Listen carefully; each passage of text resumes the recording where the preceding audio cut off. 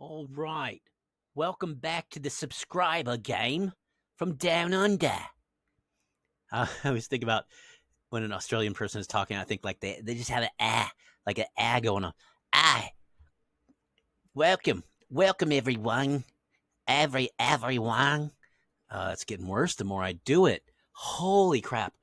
Well, anyway, down under.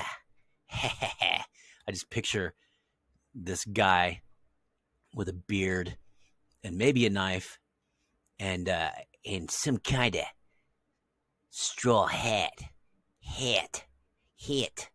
some kind of straw hat, and he may or may not stab you with that knife. Yeah, I'm not good at accents, if you can tell. So anyway, we did attack Geraldton, and I was nonplussed, to say the least, at how many freaking guys there were in Geraldton up here. So it makes sense because this is the sharp, pointy end of the spear up here. Most of us have, large groups of army in Asia pushing forward. And I was pushing forward very nicely until I stacked against Geraldton here and thought I would be okay. And I was not okay. Like, he had hundreds of troops up here. It was ridiculous. And so what I did do is I went ahead and recalled my main front army from up here to come back and clean the mess up. I'm super glad I have 5 bombers. That has helped a little bit. I can target specific stuff. I'm moving in here now with all of this stuff to clean up this stack. In fact, I don't need all that stuff. I really need these guys. Yeah, I think with these tanks to stiffen them up here, they'll win that battle. So I really need to kind of move down. Because here's the thing, I've kept them more or less contained because the AI has been pretty passive. For instance, you can see this stack right here could easily defeat the stack across the way. There's empty territories. I don't know why the AI is not streaming into those, but they're not, so I'm happy. That might give me time to come down with this larger stack and surgically remove him using cannon and proper technique and so forth. But for now, it's just kind of scary. I have too much vulnerability. I have too much exposure out here.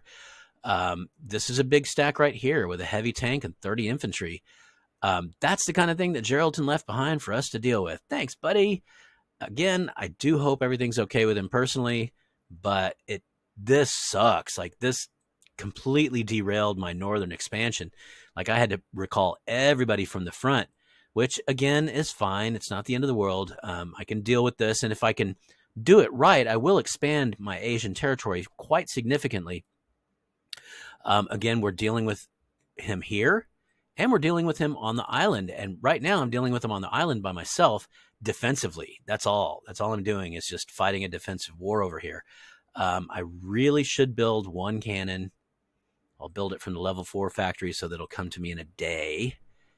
Come to me, my child. Come to me. Oh, 2,000 oil. Yeah, I'm not doing so great since Geraldton exploded all over. I've really had deficiencies in a lot of stuff. So I'm going to hold off on that cannon, and that's why. Look at that. That is getting better, but not fast. And part of the problem, of course, is my new capital is in Asia. Yes, I've left all these poor bastards behind. And then down here, it has been Esperance, I believe. Yeah, mainly who's taken on Geraldton down here. And he's got a good method here. I'm trying to contain all along the perimeter here, and I'm successful most of the time. Not going to be successful up here, but that's okay because that's a territory in a little bit. And I was starting to think, too, like, if I lost some of these border territories, my goal now is to keep the AI from invading back over into vulnerable territories inside of Esperance so that he can do exactly this. He can have an organized push in to clear out all this mess. But, if Geraldton does take a couple territories, then that's okay, too, because then all Esperance has to do is take them back and then keep them, which is really the ultimate goal here is for Geraldton. I want Geraldton to have all of my holdings here. Not Geraldton, my gosh, Esperance. And then all of what used to be Geraldton over here as well, which, as you can tell, is a nice, big, beefy region here. And with all of that sort of economic power, he can really start to power out some Navy units. And the only reason I know I've been pushing the idea of Navy units pretty heavy, and the reason, of course, is that if you don't move your capital, then anybody you send abroad is going to inevitably sort of have that morale crisis, right? So if you stay back and really get, and he could come up here eventually. I'm just playing defensively up here. I hope to keep what little I have up here. But eventually, I also see Esperance taking this whole section up here. And I know Otago too. Otago kind of mentioned, hey, I'm back here. Darwin mentioned, hey, I have a lot of territory in mainland Oz.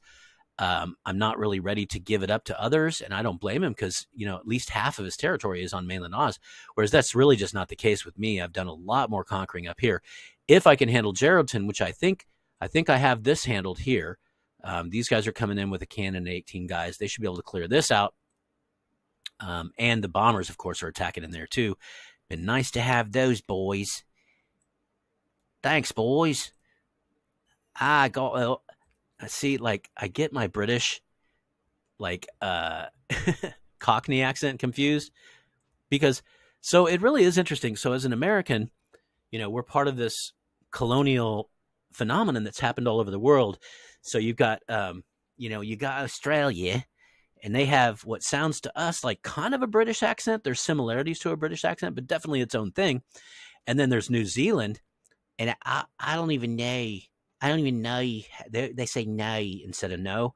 Like they have real. It's like if the Australian thing was like mate, like then the New Zealanders are kind of like like because I watched. This is embarrassing, but my daughter and I watched H2O, which is this mermaid show, because I'm a manly man.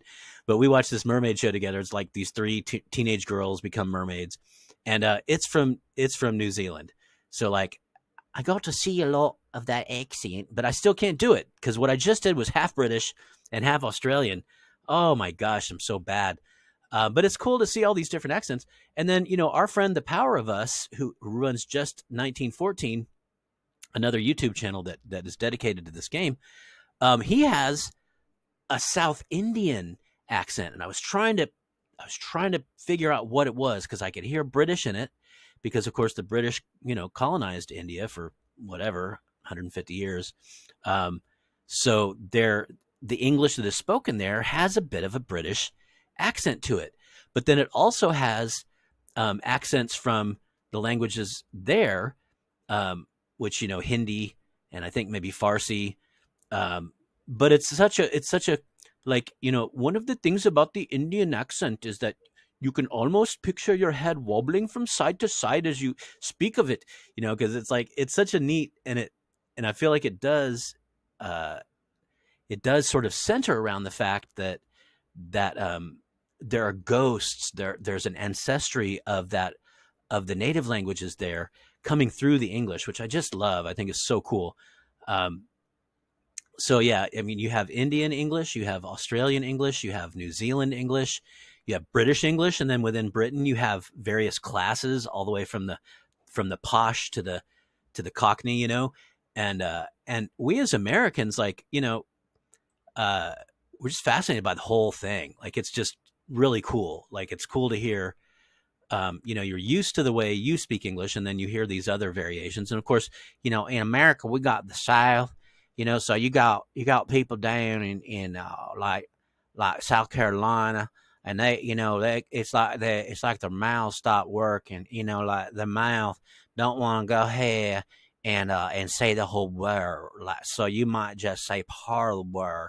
You might say, yeah, I'm fixing to, but you more likely will say I'm finna go down to the street, because fixing is a long word. So you'll just say finna instead of fixing to. So there's a lot of that kind of thing. And then once you get out to Texas, well, Texas, they will add a syllable. So my mother-in-law is from Texas, and she will say yes, the word yes with two syllables. You heard it. Yes. Oh, yes. I will be there I will be there immediately. Oh, I'm sorry. I can't answer the phone right now. I'm out of pocket. Out of pocket? What the hell does that mean? Were you in a pocket? Like, what is happening over here? Well, yeah, yes, I was in a pocket. So we got some fun, stuff going on over here. We got the surfer dude. Yeah, bro. Yeah, okay, man. Hey, chill out. I was watching a Pauly Shore movie. For those of you who are old enough, Pauly Shore came out, and if you don't know who he is, he's like this kind of like spacey surfer dude who came out in the 80s and 90s. And it turns out he's a rich kid. He's like the son of a producer or something, so that's why he's famous. But he did Biodome and a couple of other movies in the army now or something. And he made some bad choices. He really made a cash grab at some of those because some of them just suck so bad. But Biodome is pretty funny. You should see Biodome if you can. Encino Man, I think he was in Encino Man with Brendan Fraser. I'm not sure about that. Not 100% sure about that. But anyway, he basically made a living of being from California. He's like, his most famous thing, you might even see memes of it, is like, not everybody had such a great, wow, that became British. What is happening with me? I don't know. Not everybody had a great upbringing like you, so stop harshing my mellow, or it's terrible. You'll have to look it up. Look up Pauly Shore. It's ridiculous. Okay, wow, that went on way too long for no reason at all. I am fascinated by language. I'm also fascinated by accents.